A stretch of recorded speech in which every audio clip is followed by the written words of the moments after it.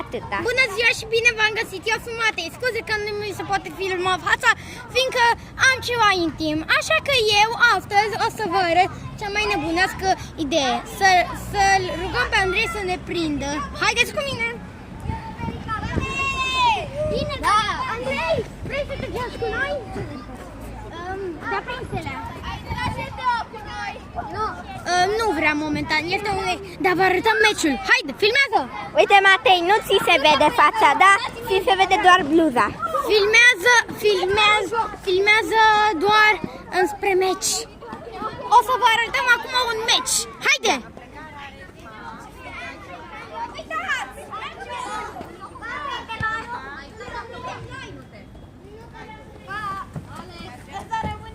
Transmitem live.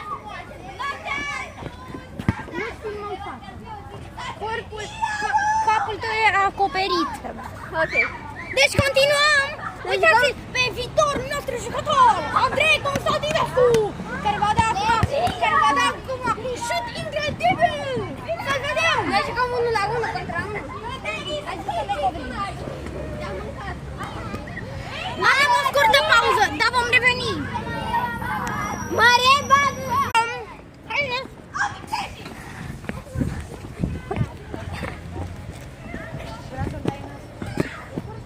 Uitați-l pe viitorul nostru jucător, Andrei Constantinescu, care va da un șut incredibil!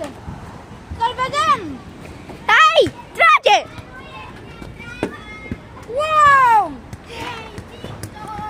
Facem ceva, avem o treabă, nu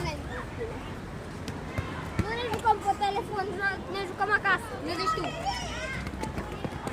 Da, Matei, ce facem acum? bun, o să... Mai e un minut! Vreau să zic ceva. Nu vin, Febi! Tragi la Matei! Hai! Vom arăta copacii din parcul ăsta!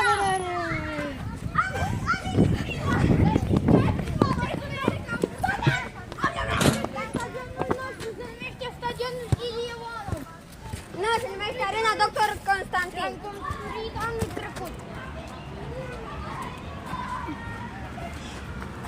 Încheiem videoclipul. Matei, mai sunt 20 de secunde. Lasă-mă în pace.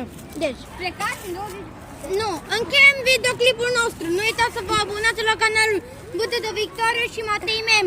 O să am și eu mulți abonați și la fel și Vâdă de Victoriu. Și Mai sunt 10 secunde.